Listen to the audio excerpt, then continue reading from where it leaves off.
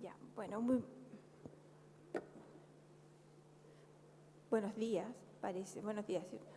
Muchas gracias por haberme invitado, especialmente a Cristian Rojas y también a Jimenita Carrasco, que me presentó con el Cristian Rojas. Y de alguna manera yo llegué a este seminario. Creo que es tremendamente relevante para distintos propósitos, pero si nosotros consideramos que existe alguna manera de que las investigaciones en ciencias, no necesariamente en neurociencia, pero sí en ciencia, pudieran ayudar a una actividad tan noble, ¿cierto?, como es la educación, sería maravilloso. Yo creo que mucho de lo que yo les voy a contar ahora tiene que ver con esa esperanza, con la esperanza de que nosotros, los que hacemos ciencia, seamos capaces de contribuir a la sociedad en una actividad altamente relevante para la calidad de vida, y esa es la educación. Entonces, yo en verdad voy a hablar, voy a tratar de hablar un poco de las investigaciones que hacemos nosotros, que están más bien focalizadas hacia los niños antes del primer año de vida. Así que voy a contarles algunos hallazgos, digamos, que se han encontrado en otros dominios también, y vamos a tratar también de hacer alguna discusión, una reflexión al respecto de cómo estos hallazgos científicos pueden impactar a la educación. Empezamos.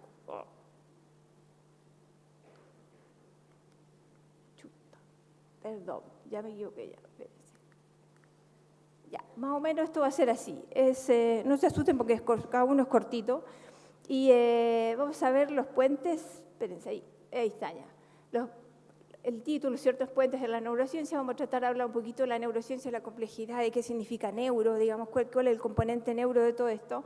Los datos, voy a mostrar algunos datos empíricos versus las aplicaciones en las clases, voy a dar algunos ejemplos, hablar de los periodos críticos, de algunos eventos, digamos, que tienen que ver con por qué tendríamos nosotros que intervenir, en qué momento es útil que la neurociencia puede explicar algunos fenómenos de aprendizaje, en qué momento de la vida, experticia sensorial, la lectura y algunos modelos neurales, las conclusiones. Ya eso es solamente un guión para esto que les voy a contar. Primero, hacer un acuerdo, o sea, que la neurociencia efectivamente trata de medir en el cerebro los eventos que ocurren en la mente y en la conducta. Y ninguna de estas tres, digamos, dominios o niveles de representación de lo que el niño sabe o de lo que nos está ocurriendo en nuestra vida son equivalentes. Entonces, el cerebro, nosotros cuando hacemos neurociencia, le agregamos las mediciones de cómo el cerebro reacciona, cuánto oxígeno consume, cuánto azúcar, qué sé yo, cuáles son los componentes metabólicos en que él modifica su actividad y su actividad metabólica, su consumo de elementos. Nosotros lo interpretamos esos cambios como reflejos de una actividad que ocurre a nivel conductual, que todos podemos ver, como por ejemplo que el niño, si yo le pregunto, diga palabras que empiezan con P y él diga papá, el hecho de decir papá es la conducta, y a nivel mental. La mente no la mide nadie, algunos podrán estar en contra, pero la mente no la podemos medir, la mente la inferimos, las personas adultas se pueden contarnos al respecto de lo que estimamos que es mente. Todos sabemos lo que es mente, pero de alguna manera no la podemos medir efectivamente en términos tan específicos y tan cualitativos, tan cuantitativos como nosotros medimos el consumo de oxígeno en el cerebro. Entonces, esta posibilidad de que nosotros podamos medir el cerebro con ciertas medidas que son bastante precisas, nos da una ventana de exploración hacia lo que es la conducta y hacia lo que es, lo que es la mente. Esto podemos decir que es la neurociencia. La neurociencia trata de, a través de las mediciones del sistema nervioso, correlacionar lo que ocurre en la mente, en la conducta y en este caso específico en los aprendizajes que son relevantes para la educación. Ahora, ¿eso sirve o no sirve? Sirve bastante, digamos, por ejemplo, en medicina, ¿ya? Nosotros podemos explicar casos tan raros como este, ¿cierto?, de un señor que le faltaba prácticamente, tenía la pura corteza cerebral aquí, todo el resto de la cabeza era agua, ¿ya? Pero él caminaba, hablaba, era capaz de trabajar, tuvo hijos, se casó, etcétera. O sea, nosotros podemos llegar a comprender cuáles son las características, digamos, de los síndromes clínicos y aprovechar lo que nos dice el cerebro para explicar las conductas e inferir los estados mentales. También sirve, por ejemplo, en otros campos como la economía, como la tecnología. Sin embargo, en la educación, la verdad es que yo les voy a decir al tiro que no está tan claro. O sea, ustedes van a encontrar un montón de un montón de debates al respecto de que efectivamente la neurociencia tiene grandes limitaciones y que no está al nivel de ser informativa para la educación. Y eso nos ha generado, digamos, de alguna manera se basa en, eso voy a tratar de decirlo al final, digamos, pero de alguna manera está fundamentado en los mitos. O sea, hay mucho mito al respecto de que el cerebro va a venir a dar una gran solución para un problema tan complejo como es la educación. Y bueno, eso lo vamos a ver un ratito más. Entonces, ¿de qué sirve? Sirve. Ahora, de cómo es esa transferencia a la educación, nosotros tenemos ejemplos buenos y ejemplos, cuestionamientos a estos ejemplos. Y yo le voy a decir que prácticamente todo lo que yo le voy a decir hoy día, que son ejemplos como de los buenos, digamos, porque a mí yo soy de las que creo que sí sirve la neurociencia para la educación, en cada uno de ellos existe alguien que revisa y que da un cuestionamiento y que le da como límites a estos hallazgos y que digamos que los cuestiona y no acepta, digamos que son válidos para explicar cualquier situación. Bueno, entonces, ahora, ¿qué ocurre? ¿Cuál es como el ideal de la ciencia cognitiva? El ideal de la ciencia cognitiva, perdón, de la neurociencia cognitiva, es que nosotros podamos explicar un fenómeno, cualquiera que de él sea, por ejemplo, el aprendizaje, la capacidad de matemática, el bilingüismo, etcétera, en los distintos niveles en que el sistema nervioso está organizado. Nosotros podemos decir que el sistema nervioso está organizado a nivel molecular, ¿es cierto? Si hablamos de la neurona, y ahí hablamos que existen los genes, qué sé yo, los elementos que están adentro de la célula. Después tenemos que hay componentes sinápticos, las neuronas se juntan y hacen tejidos, los tejidos se juntan y hacen regiones, las regiones de alguna manera subyacen a actividades conductuales y por último eso tiene una interpretación cultural. Nosotros lo que hacemos con la neurociencia educativa o con esta relación entre neurociencia y educación es tratar de ver de qué manera estos niveles, a los niveles en que el sistema nervioso está organizado puede impactar algo que está no en el cerebro, sino que está en la cultura y que es la educación. ¿Ya? Perdón. Bueno, a nivel, esta es una revisión que hizo, no sale aquí, pero Paul Howard Jones, está inspirada en Paul Howard Jones hace un poco, y podríamos decir que los datos empíricos apoyan, digamos, algunos de ellos están más basados en estudios de laboratorio y algunos se han aplicado en la sala de clase y que la educación en neurociencia puede dar información al respecto de cómo, por ejemplo, en relación a la matemática, cómo los niños aprenden matemática, hay evidencias de que desde la neurociencia, de ver cómo funciona el sistema nervioso central, específicamente el cerebro, puede explicar los fenómenos de por qué la ansiedad afecta el rendimiento matemático, por qué el aproximar el uso en vez de calcular exacto, sino que hacer cálculos aproximados también es beneficioso para el desarrollo de la cognición numérica. El usar los dedos, por ejemplo, que los niños, si nosotros los entrenamos a tener una buena representación de los dedos, esto también beneficiaría la cognición matemática, la rotación mental, sin duda.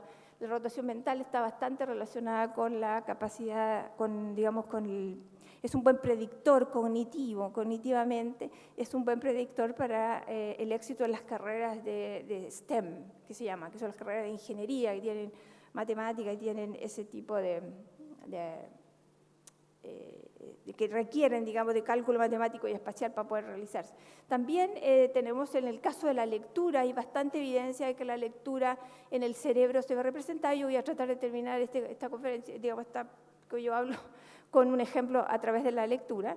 También hay otros elementos como el ejercicio aeróbico a través del consumo de oxígeno, el aumento de la oxigenación cerebral, el sueño, ¿cierto? La nutrición, la función ejecutiva, los periodos críticos, la genética.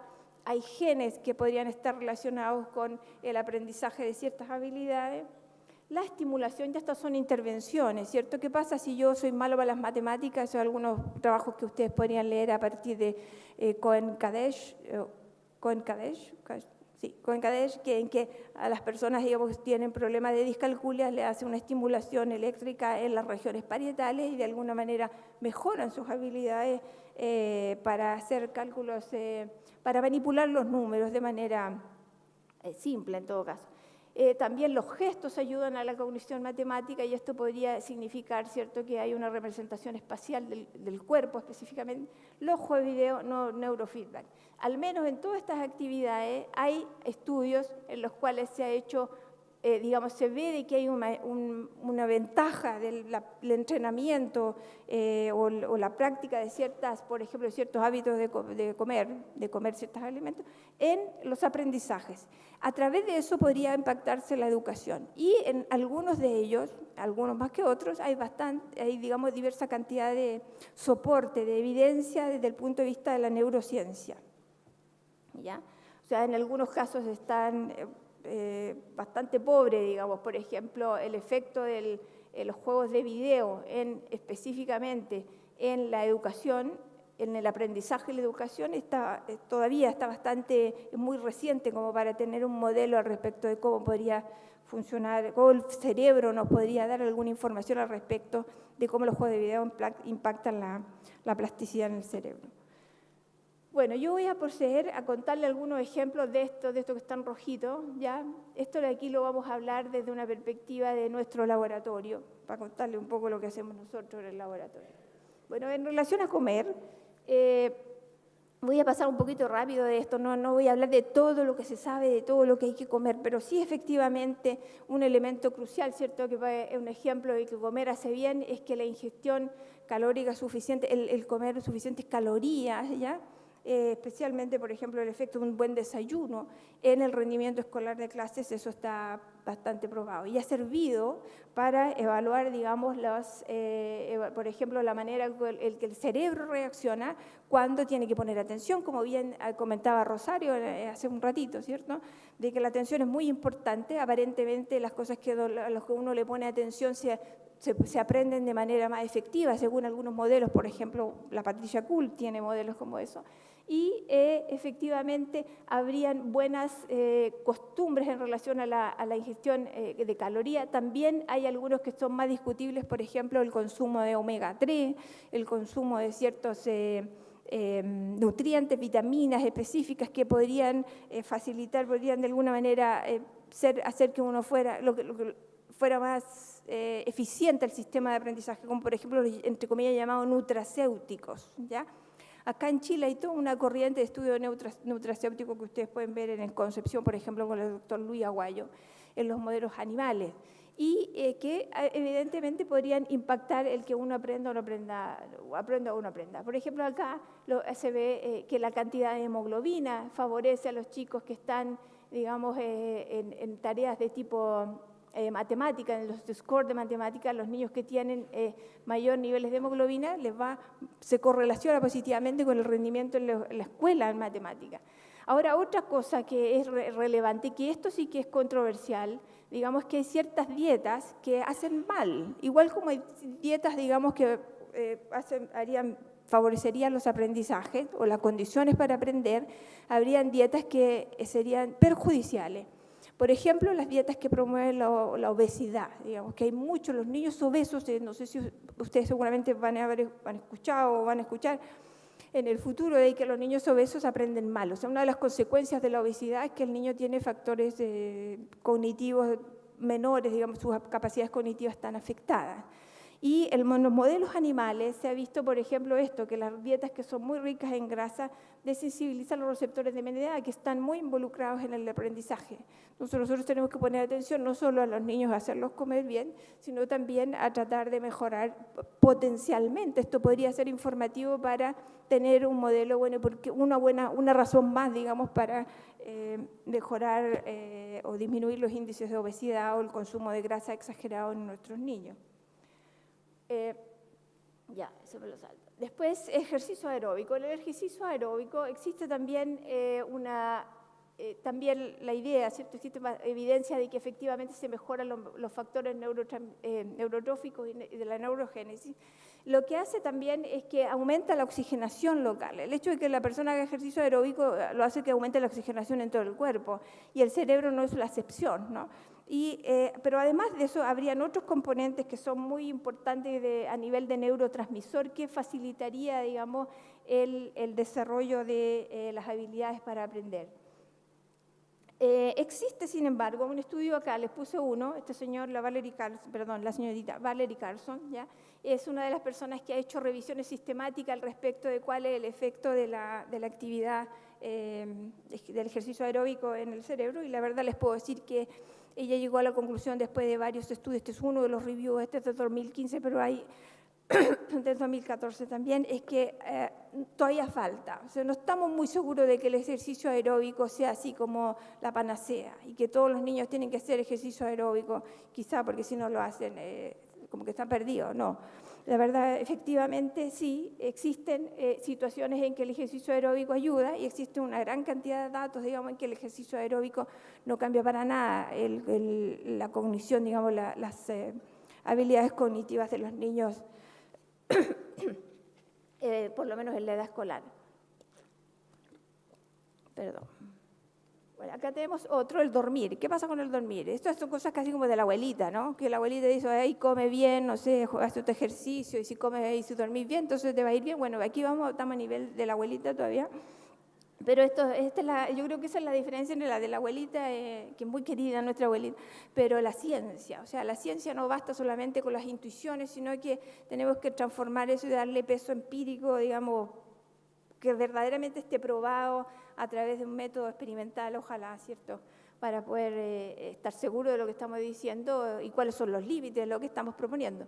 Este es un ejemplo de dormir. Por ejemplo, dice aquí que hay unas ciertas cosas, que se ve una actividad eléctrica en el cerebro que se llaman los sleep spindles, no sé cómo se pronuncia muy bien, pero y ¿qué pasa en la siesta? ¿Los niños tienen que hacer siesta, los preescolares, sí o no? ¿Quién cree que tienen que hacer siesta? A ver, levantemos la mano. ¿Quién está en contra de la siesta de los niños? Bien. Bueno, efectivamente es un estudio que dice, en fin, está en contra de nuestra amiga, pero sí dice, sí, efectivamente hace bien dormir. Por ejemplo, esto es una tarea que está publicada, no lo puse aquí, pero es de 2014, en la revista del PNAS, en donde le hacen una tarea de memoria. Le muestran esto tal cual, como esos juegos de memoria en que uno da vuelta las cositas, después le dicen dónde está, no sé, tal, el par de tal, y en las respuestas, en las tareas de memory, los niños que se les pregunta el tiro, aquí tenemos los niños que hacen siesta y los que no hacen siesta, y ustedes ven que el porcentaje de respuestas correctas es mayor, digamos, si tú juegas a esto y después les preguntas de manera inmediata, no se nota la diferencia, pero en el grupo que durmió siesta, la diferencia se hace cuando yo tengo que medir memoria a largo plazo. O sea, ¿te acuerdas dónde estaba hace rato y el día siguiente incluso?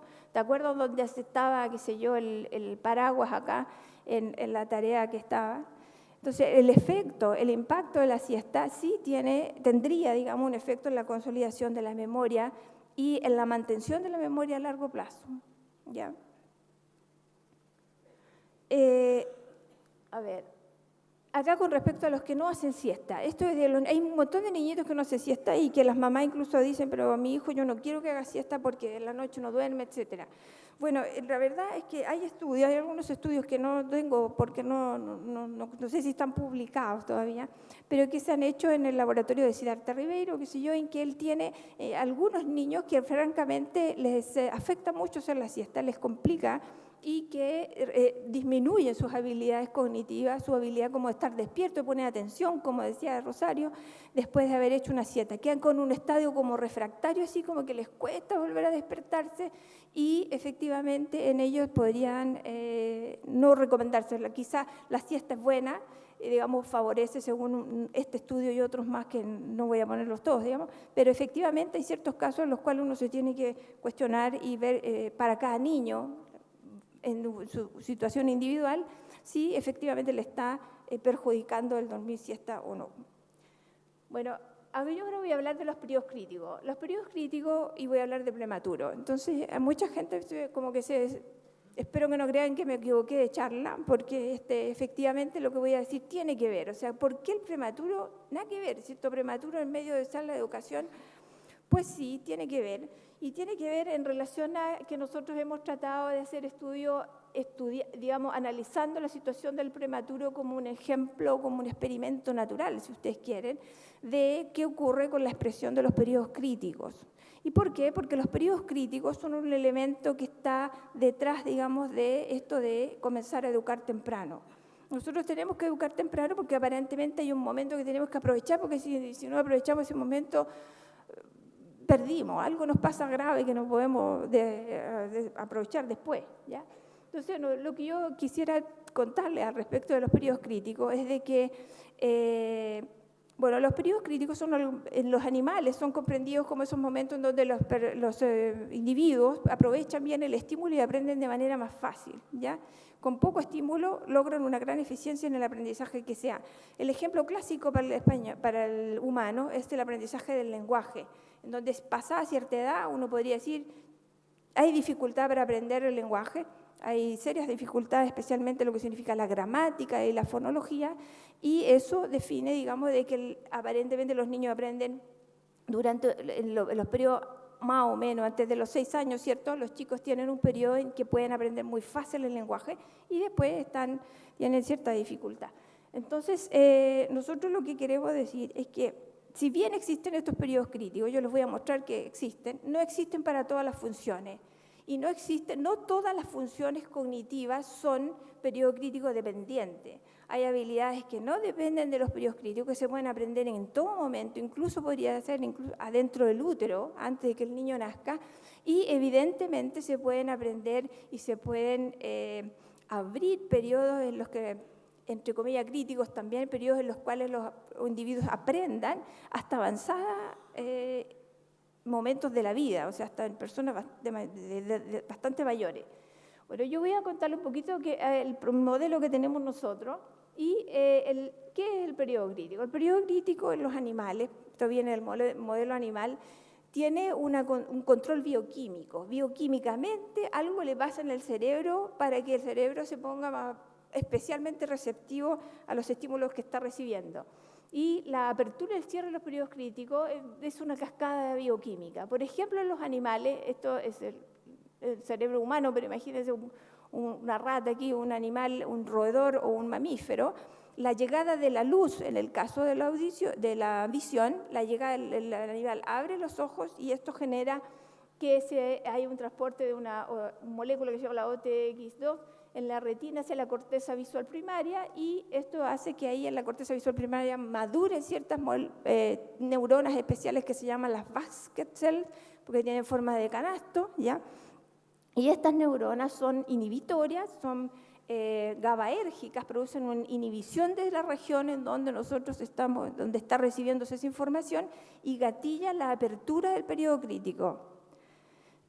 Hacen que el periodo crítico se abra.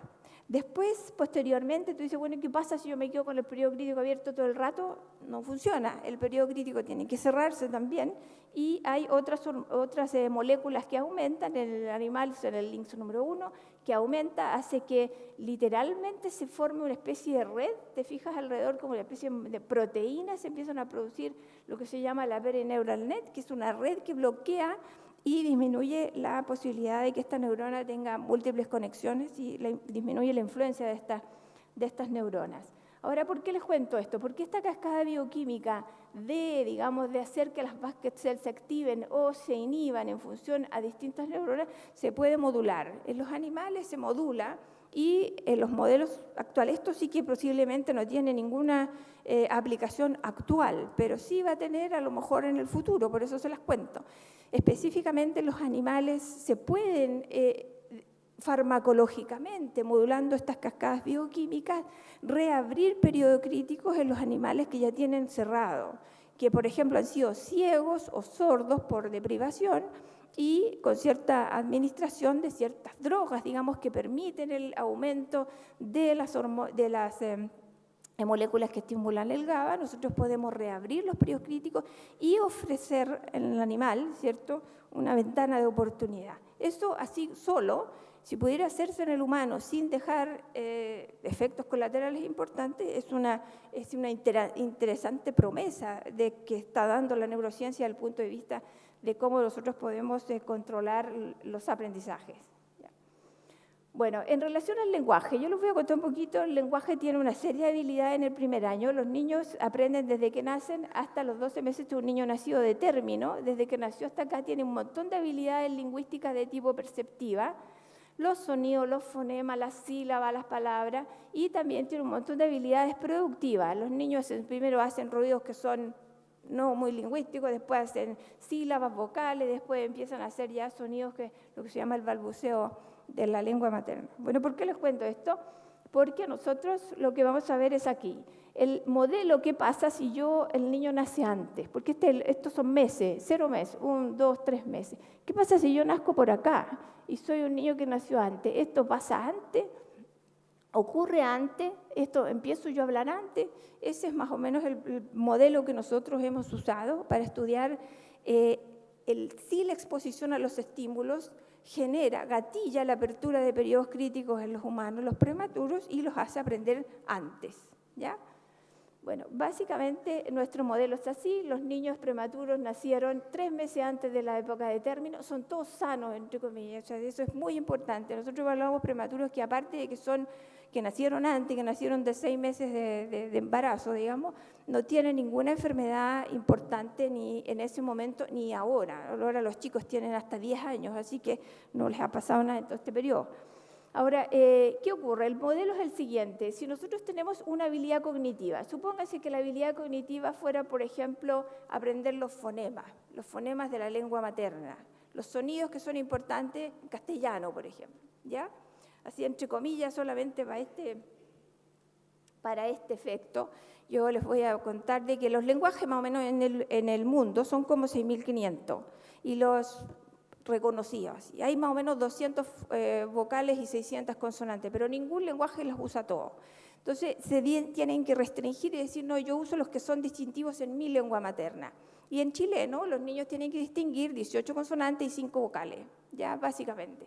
Entonces, ¿qué pasa? ¿Eso cuándo ocurre? Ocurre que para las vocales ocurre más o menos a los 6 meses, y a los consonantes un cambio un poquito más tardío, y ocurre alrededor de entre los 9 meses y los 12 meses de vida. Eso es lo que yo tengo que aprender. Suponiendo que eso estuviera programado genéticamente, yo dijera, ¿sabes qué? Yo a los 9 meses de que yo tenga una madurez neural determinada, ahí aprendo. Yo no voy a aprender antes, porque me hablaron antes, o porque mi mamá, cuando yo nací y estaba en la incubadora, le decían, háblele a su hijo, porque así hacen en el hospital, ¿no? Uno en el hospital va y le dice, mamá, háblele a su hijo. Entonces, acá, si esta actividad fuera preprogramada, el niño que nació 3 meses antes tiene que alcanzar la edad corregida, la edad ajustada, tiene que alcanzar la edad, tiene que ser igual, el moradito, perdón, es el pretérmino, y el de verde es de término, y para que se comporten iguales tienen que tener la misma edad desde el momento en que el niño prematuro se esperó que debieran nacer, o sea, deberían ser madurativamente similares, ¿ya? ¿Está claro eso o no? ¿Sí? Ya. Bueno, si no, si nosotros los comparamos desde el momento en que nació el bebé, por ejemplo, los tantos meses del momento en que nació, el niño prematuro va a tener 3 meses más, ¿cierto? Va a haber nacido un poquito antes. Si nosotros lo evaluamos por edad de nacimiento, los 9 meses del niño prematuro, que es un niño inmaduro, va a tener un desarrollo más atrasado en comparación a los 9 meses de un niño de término. ¿Se entiende? O sea, si la cosa está programada hay un programa biológico que dice a tal edad yo aprendo, los niños se van a aparecer por la edad corregida, cuando los dos tengan la misma edad maduracional o biológicamente estén similarmente maduros. ¿Ya? No porque nacieron antes, aprenden antes. Mientras que si esta actividad es experiencia dependiente, o sea, yo aprendo si mi mamá me habla, yo aprendo. ¿Por qué no? Si ella está ahí, me está hablando, me habla cara a cara, me habla todos los días, yo podría aprender algunas cosas. Y en ese sentido, la estimulación gatillaría la apertura de estos periodos críticos, gatillaría el hecho de que pudiera empezar a aprender el individuo. Entonces, aquí, ¿qué ocurriría? Que los niños se parecerían, tendrían el mismo desarrollo cuando los comparamos por la edad después del momento en que nacieron, y el niño prematuro aprendería antes que el niño de término cuando los comparamos por edad ajustada, que se llama, la edad maturacional. ¿Se entiende? Bueno, básicamente ese es el modelo. Si los niños aprenden por edad, si hay alguna habilidad que depende de la biología, yo voy a tener que esperar a ser suficientemente maduro para poder aprender.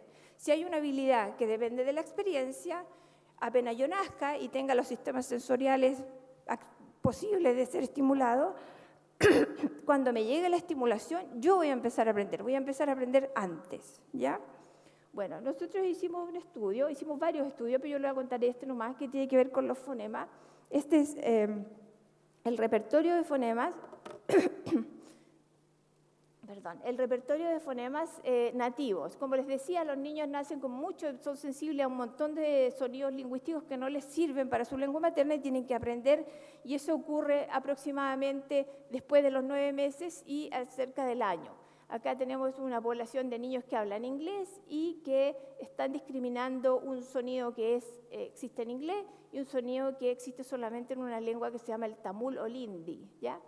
Aquí a los 6 meses los niños que hablan inglés discriminan todo, mientras que acá los niños que hablan inglés ya discriminan solamente lo que existe en inglés, pero no lo que existe en hindi, que es similar a lo que tienen los adultos hablando inglés, ¿ya? En castellano, perdón, tengo que tomar agua. En castellano, digamos, sería, por ejemplo, los diferentes, nosotros cuando somos bebé podríamos discriminar los sonidos, por ejemplo, que tienen los distintos tipos de E del francés. Existen como 5 E, que yo no sé hacerla, y que después nosotros decimos o sea, nos digan para nosotros es ¿ya? Lo que no significa que nos volvamos sordos a eso, porque uno no necesariamente tiene que escucharlo distinto para percibirlo distinto. Perdón. Entonces acá lo que nosotros hicimos fue comparar niños que estuvieron, niños de término, eso se llaman los full term, y los preterm son los pretérminos. Los niños de término estuvieron 9 meses dentro de la guata de la mamá, ¿cierto? En el vientre de la madre, y fueron evaluados acá a los 9 meses. Un grupo fue evaluado a los 12, otro fue evaluado a los 9, y lo que nosotros quisimos ver es si los niños que habían nacido de 6 meses, después de 9 meses de haber estado fuera del útero de su madre, se parecían a estos, porque ahí lo que habría jugado un rol en la experiencia, ¿cierto?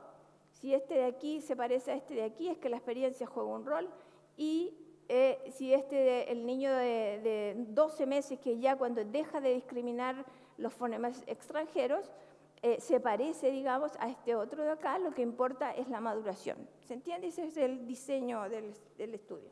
Bueno, yo les muestro lo que pasó, lo hicimos con electrofisiología, y vemos que efectivamente lo que ocurre es que los niños de pretérmino no aceleran, no es que aprendan antes porque nacieron antes. Aquí están los niños jóvenes, esta es la amplitud de la respuesta del potencial evocado, un poco lo que les mostraba la Rosario recién.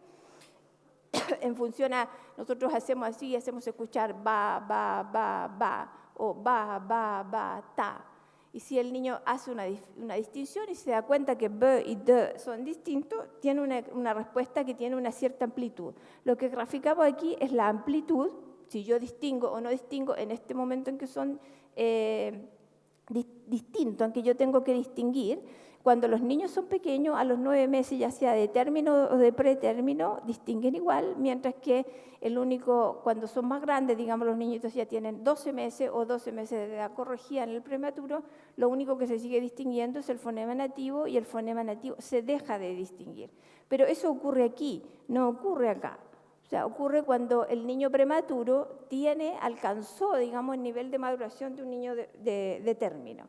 Entonces, ¿qué ocurre? Que efectivamente los prematuros no aceleran su aprendizaje de fonemas nativos. Eso implicaría, ¿cierto?, de que está biológicamente determinado. Habría, digamos, un momento de protección para que los chicos, efectivamente hay momentos en los cuales los niños, la estimulación podría no tener consecuencias de aprendizaje, sino que esperar a estar suficientemente maduro como para poder aprender. Bueno, eso es válido, sí, pero no es válido para todos los sistemas. Por ejemplo, sí es válido, efectivamente los niños tampoco aprenden los ritmos de los lenguajes. Por ejemplo, un niño al nacer discrimina diferencias de cómo suenan los lenguajes. más o menos a los 4 meses y medio, tiene que saber distinguir los lenguajes que suenan parecidos al del mismo. Por ejemplo, cuando nacen los niños chilenos distinguen el ruso del japonés, ya sea que nunca jamás en su vida hayan escuchado ni ruso ni japonés. ¿Por qué? Porque suenan distintos. Mientras que al nacer los niños chilenos no distinguen el español del italiano, porque suenan parecidos. Bueno, pues eso no les sirve para aprender su lengua materna. Si es chileno tiene que aprender español, por lo tanto tiene que aprender a distinguir. Y esa distinción ocurre más o menos a los 4 meses y medio, y esto no es acelerado. El prematuro no aprende antes a hacer esto, tal cual como hacen con los fonemas. O sea, los sonidos básicos del lenguaje, la fonología y la distinción de ritmos no son acelerados por la exposición adelantada de estos niños al lenguaje completo. Pero sí hay otras cosas que sí. O sea, no es toda la guagua que no responde a lo que le está pasando alrededor. Efectivamente, sí hay aumento, digamos, en la agudeza visual en estéreo. Los niños aprenden a ver en 3D antes que los niños de término. También vocalizan, digamos, cuando la relación es cara a cara con la mamá, aprenden a interactuar, a tener contingencia con la mamá, y cada vez que la mamá hace algo, él hace algo y hace un sonido, y la mamá le hace ñu, ñu, ñu, y el huevito hace, no sé, hace algún tipo de actividad vocal. Y también son capaces de seguir la mirada de los que los están mirando. Todo esto tiene una importancia, digamos, en la cognición social. Los niños a lo mejor no saben, todavía no están preparados para especificar su lenguaje, pero sí para comunicarse. Sin el lenguaje verbal necesitan a alguien que los cuide, necesitan comunicarse, y la cognición social, digamos, mediada a través de señales visuales posiblemente, sí está adelantada. O sea, los modelos de periodos críticos no son tan así como que el periodo crítico... todo el bebé tiene ciertos periodos críticos determinados y todo ocurre en las épocas tempranas de la vida. No, ocurre también en etapas más tardías, ¿cierto? Y no necesariamente hay habilidades que tienen o que simplemente no tienen periodo crítico, que son absolutamente dependientes de la experiencia. Nosotros tenemos acá nuestro modelo, por ejemplo, las unidades básicas del lenguaje tienen acá un periodo más o menos específico que no varía mucho con la estimulación adelantada basados en nuestro modelo prematuro. La cognición visual y la social sí se adelantan, efectivamente se pueden adelantar y tienen el mismo efecto que tiene la benzodiazepina o el ácido valproico en los modelos animales. En ellos sí, al darle ácido valproico o benzodiazepina, efectivamente se adelantan los aprendizajes. También existe la posibilidad acá de que se puedan reabrir con el uso de ciertas drogas los periodos críticos que están acá. Bueno. Ahora, ¿para qué sirve todo esto? Yo voy a contarles un poquito otro elemento, digamos, que nos está diciendo la neurociencia. La neurociencia nos ayuda, digamos, un poquito a entender cómo aprenden los niños, nos ayuda a tener alguna idea de modelos y cómo estos modelos pueden ofrecer ahora o en el futuro servir de base para alguna intervención. Entonces, otro tipo de estudio es cuando nosotros vemos, bueno, ¿qué pasa con la experticia sensorial o experticias que los niños pudieran tener y qué manera tienen un valor predictivo? Este es un estudio que hizo Lepanen en Finlandia, un estudio que tomó muchos niños, alrededor de 1000 niños, y los siguió, eran familias que tenían antecedentes de dislexia, y en estos chicos les tomó potenciales evocados, que son estos que están acá, bastante parecidos a los que describía también Rosario, ¿cierto?, y a los que describimos nosotros. Por ejemplo, si uno dice va, ga, no es esa la distinción, pero es el mismo tipo de fenómeno, y ustedes ven que los niños que venían de familias que eran controles, no tenían problemas de lectura, tenían un potencial evocado bastante lindo aquí en estos lugares, y habían los que venían de las familias que tenían riesgos de dislexia y tenían ese potencial evocado disminuido.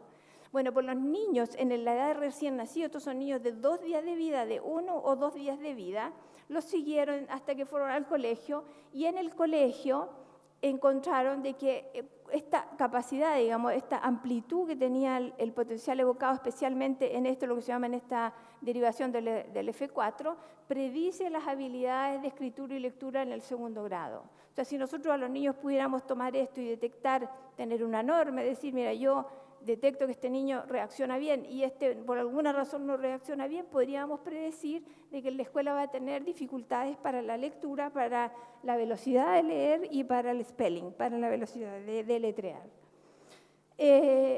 Bueno, ahora les voy a dar otro ejemplo, que es el de la lectura. La lectura quizás a mí me gusta mucho porque es una de las que más se puede, como que se ha estudiado a distintos niveles de complejidad. Y en la lectura hay bastante datos de las neurociencias, ¿cierto?, que cuentan de cómo se accede a leer. Básicamente las personas que son oyentes, que no son sordas,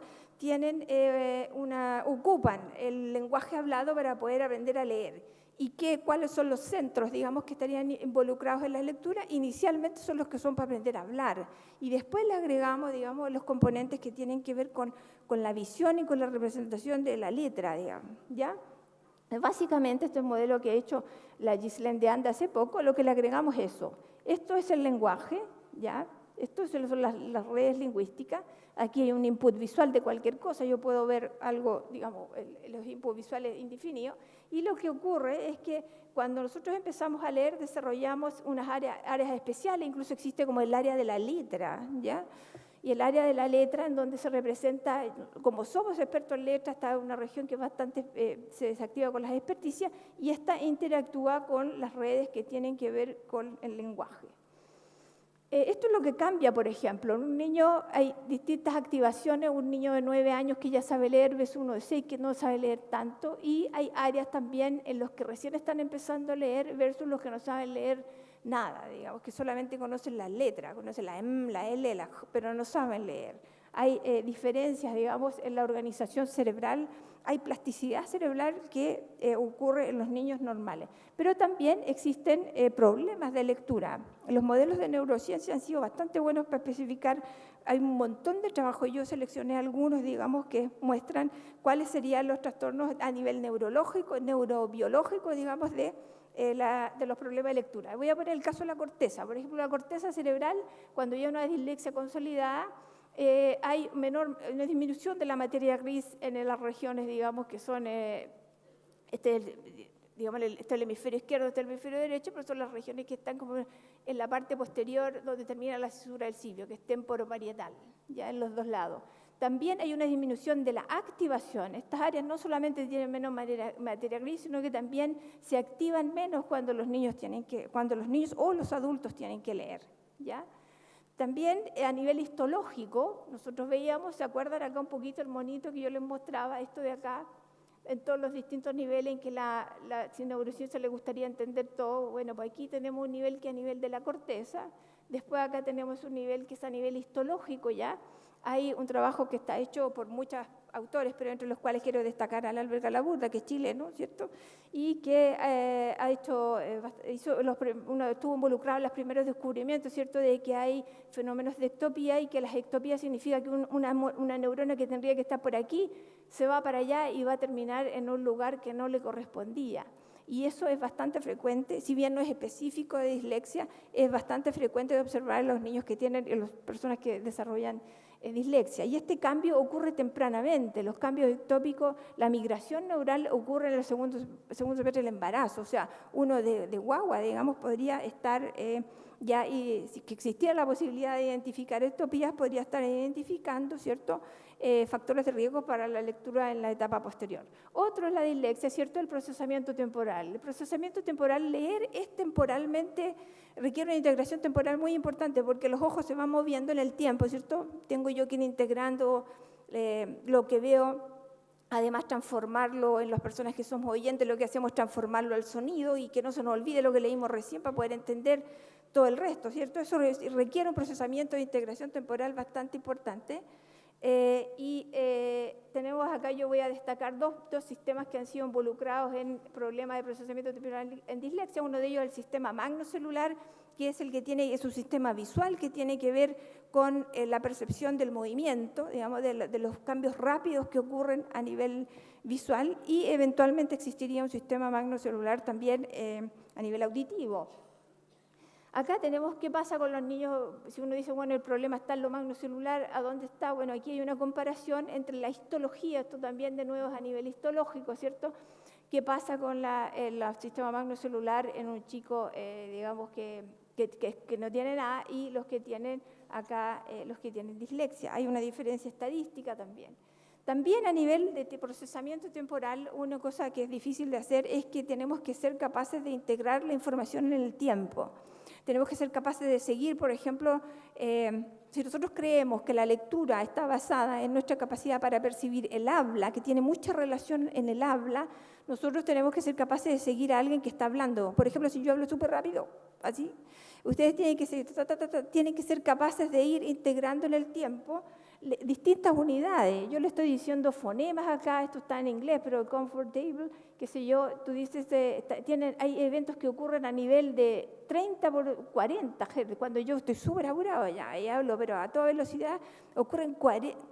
Yo diría que no es cierto los 40, pero 20 fonemas por segundo pueden existir en una frase. A la vez hay sílabas, qué sé yo, que ocurren más o menos a 4 Hz, 4 sílabas por frase, y después tenemos eventos que son la entonación y todo lo que implica si voy a hacer una pregunta, si tengo acento, etc. Entonces yo tengo que ser capaz de integrar todo este montón de información para poder físicamente, tengo que ser capaz mi cerebro de seguir traqueando, de seguir persiguiendo estas unidades para que yo pueda extraer la información de ello y entender el mensaje. Bueno, eso que ocurre en las personas que tienen dislexia, esta actividad está disminuida, la actividad oscilatoria a 30 Hz. Es esta la que está disminuida, la rápida.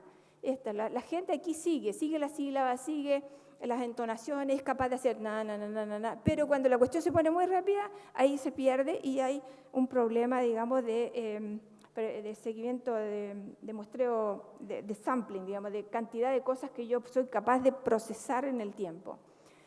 Bueno, esto lo hicimos nosotros también, no les voy a contar un poquito, pero básicamente lo que les quiero decir es que esta habilidad para seguir, por ejemplo, si este es el estímulo nafiluda, una cosa así, tú empiezas, digamos, con habilidades que tienes que tener partes del cerebro que son capaces de seguir la sílaba, también tienes que tener el cerebro tiene que ser capaz de seguir palabras, y esta actividad, esta capacidad de resonar, de seguir los estímulos en el tiempo que vienen del habla, existe ya también en niños pequeños a los 8 meses y a los prematuros a los 5 meses de edad corregida. O sea, desde muy temprano nosotros tenemos herramientas, digamos, la neurociencia nos cuenta un poco de cómo estamos procesando los estímulos que después podrán tener un rol en nuestra habilidad, digamos, para aprender alguna tarea en específico.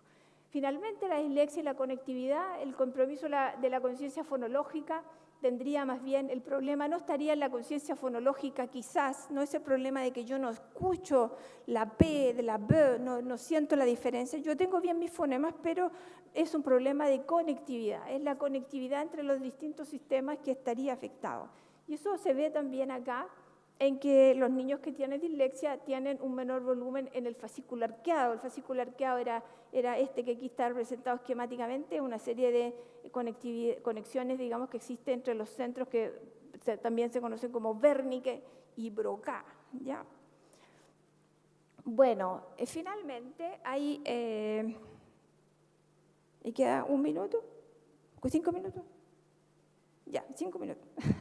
Bueno, entonces finalmente también tenemos también en el caso de la dislexia, aquí tenemos otro componente que a mí me gusta mostrar, ahí no se ve nada, pero es genético, y que efectivamente hay ciertas, por supuesto estos modelos no están humanos, pero este sí, en que hay algunos genes, digamos, ya a nivel molecular, cuando uno va a ver, bueno, y la dislexia, ¿cuál es el problema? ¿A dónde tiene problema? Tiene problema a nivel de región, de área, tiene también hallazgos y problemas a nivel de la organización de la histología, también de la conectividad de las redes neurales que hay, y además podría tener una base neural en algún componente genético, como el FOXP2, por ejemplo, que tiene que ver también con el habla, o con otros que tienen más bien que ver con la lectura, que por supuesto, imagínense una rata leyendo, ¿cierto?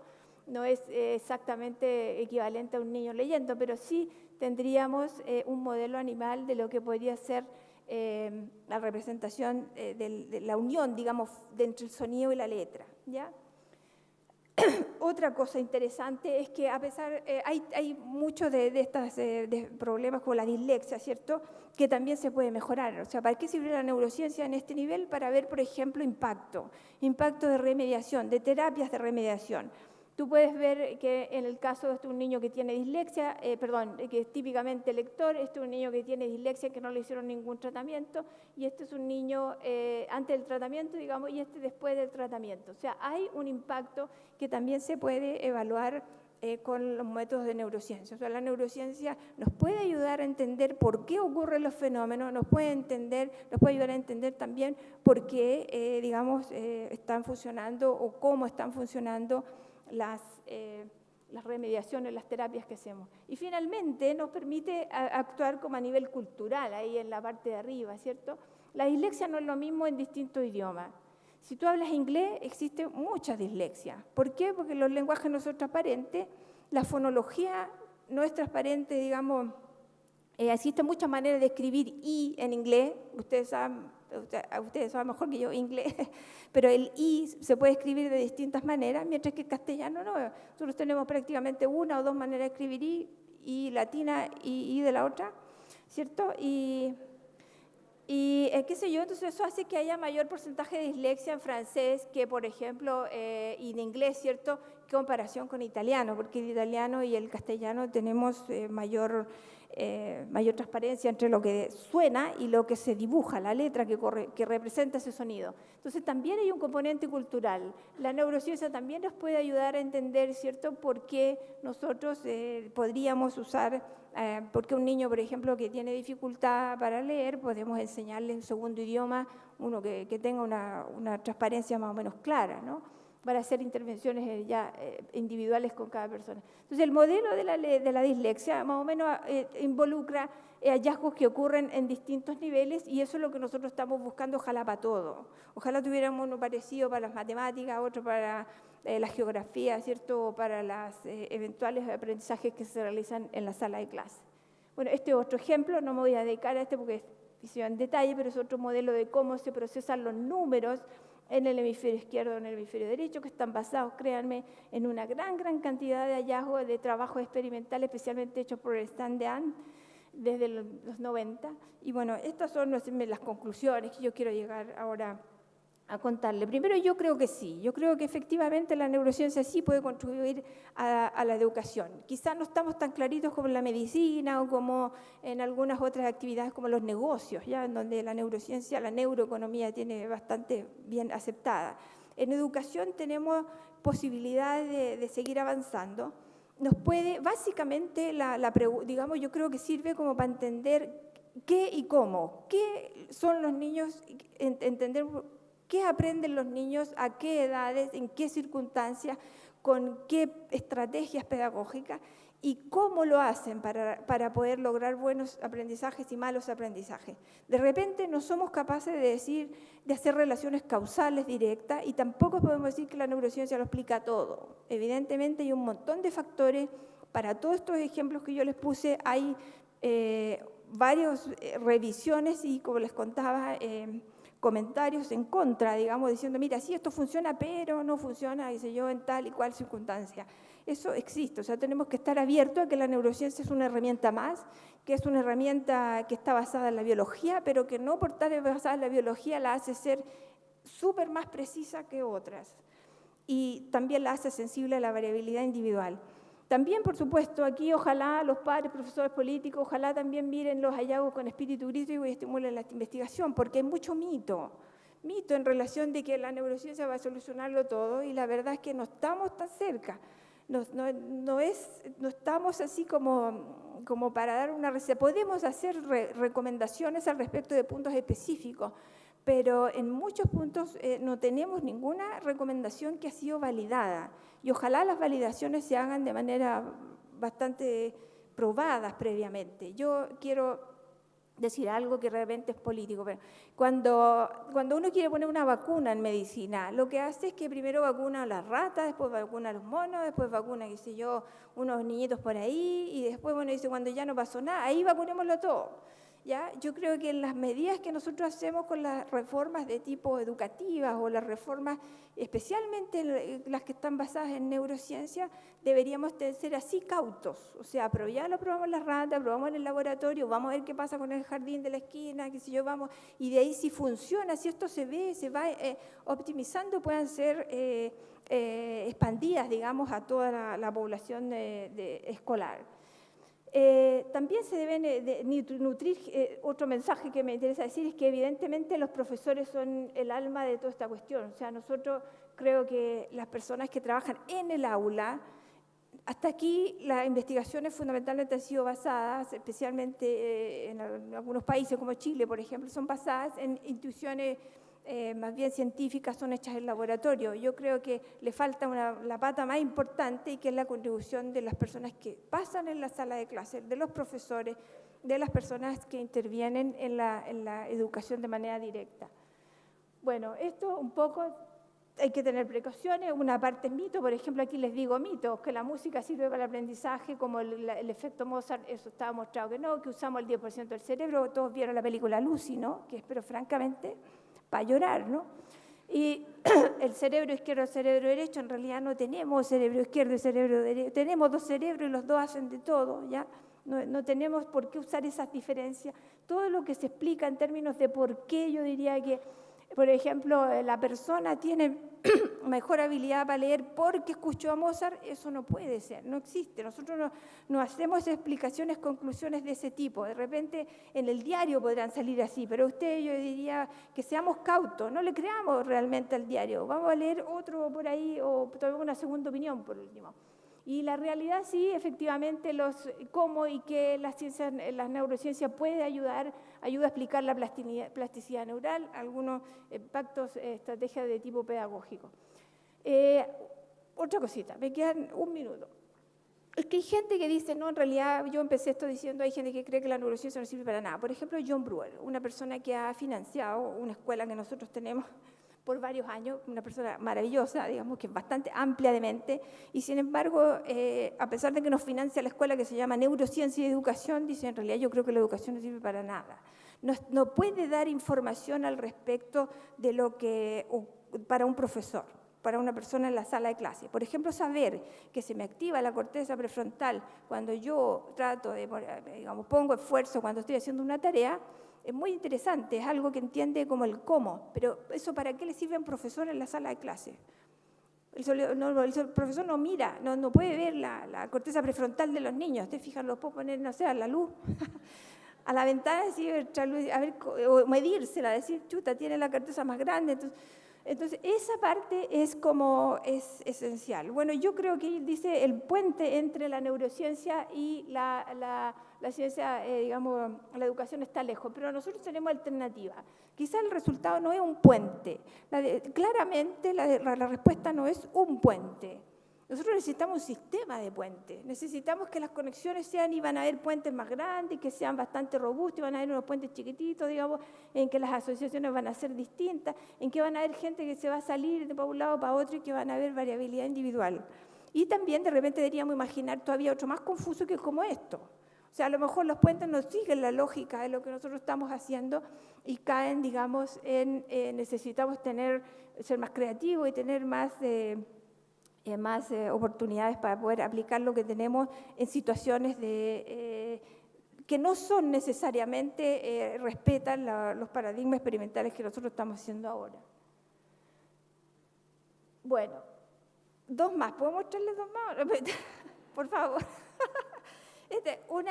Me gusta a mí esta, porque dice, ¿quién dijo que todo está perdido? Porque a mí me invitan siempre a hablar de neurociencia y educación, y yo al final termino diciendo, miren, sirve, pero tenemos que ser cautos, pero a lo mejor no sirve, etc. Bueno, eso le pasó a mucha gente, y a mí me gusta dar este ejemplo, el del ADN. El ADN, el año 1220, los cientistas pensaron, aquí está el ADN, una cuestión chica, en fin, ¿para qué podría servir? Qué exótico, ¿no? Ese era como el... Después, en el año 1953, la gente siguió tratando de encontrar cuál es el secreto de la vida, qué sé yo, y cómo podríamos nosotros manipular, y muchas preguntas salieron, y la gente que hizo se empezó a juntar y a trabajar sobre este tema. Y más o menos en los años 2000 recién se hizo el primer borrador, ¿cierto?, del genoma humano, y muchas aplicaciones salieron a la sociedad. Esa molécula chiquitita que nadie sabía para qué servía, actualmente tiene aplicaciones en dominios tan lejanos como la ley, ¿cierto?, como la ley de herencias. ¿Y qué hacen? Van a medir el ADN, ¿ya? Entonces, ¿qué demuestra? De que esto es posible, o sea, es posible que nosotros, quizás a lo mejor con 80 se demoraron 80 años, quizás nosotros necesitamos 200, pero de alguna manera los trabajos colaborativos en esta área yo creo que vale la pena promoverlos, y que efectivamente nos van a ayudar a comprender cómo los niños aprenden, y que la neurociencia sí tiene un rol en esta historia, ¿ya? Finalmente le voy a mostrar este. Este no, espérate, pásalo. ¿Cómo se pasa? El otro, es que ese es un trabajo que hicimos, pero en fin, no, pero ya, este quiero mostrarle como para terminar. ¿Puedes jugar, tocar el video, por favor? Ese suena. Es una niñita que está tratando de aprender a leer.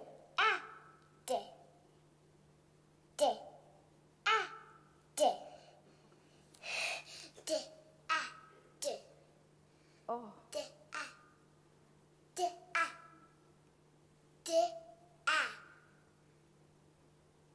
Bueno, ahí quedó medio feíto.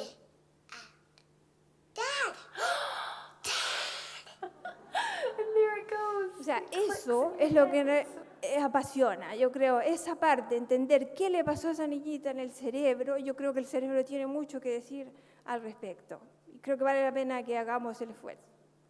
Esas son las personas que participan en nuestro estudio. Aquí está el Camilo, qué sé yo, que trabaja especialmente en matemáticas, Severín en lectura, y el Pablo Barraza. Quería destacarlo ellos tres porque ellos les encanta la educación. Así que, bueno, eso es todo. Gracias.